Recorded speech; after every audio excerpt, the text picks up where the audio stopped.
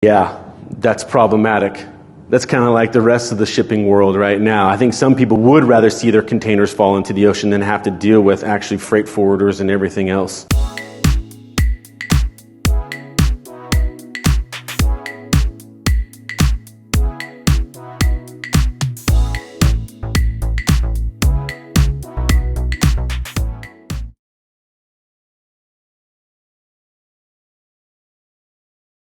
As we look at shipping and logistics and especially moving forward, this is going to be a problem. The delays and shortages, as a broker, we almost ask you more questions now about what you're going to do about shipping than I ever have in my career at Ciatti.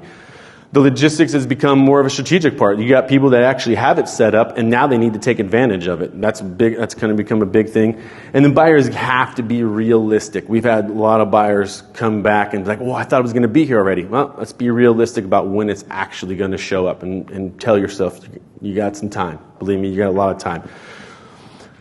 Back in June, we did one of these little deals, a webinar with Hildebrand, and it was very informative, and I don't understand all the next couple of slides, but the trends and the pictures tell a lot about what's going on. This is what is happening with the fleet, the container fleets, and this is the ships that are happening out there, and you can see obviously it's trending downward.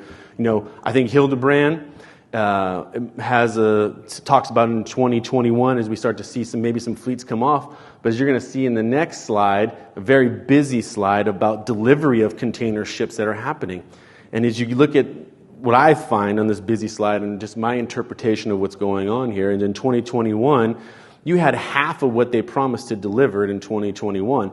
And in 2022, there is no such thing. There's a little tiny blue line you can't even see at the very bottom there that's happening. I don't know if it's right there. Little tiny line right there about what's going to be delivered. So it's going to continue to be a problem. I saw something, read something about when Kuehne+Nagel, another freight forwarder, was talking about where we might not get up to the pre-pandemic level of fleet until 27, 28. So, it's going to continue to be a problem. It's going to continue to be something that we have to address if we're going to be shipping wine around the world.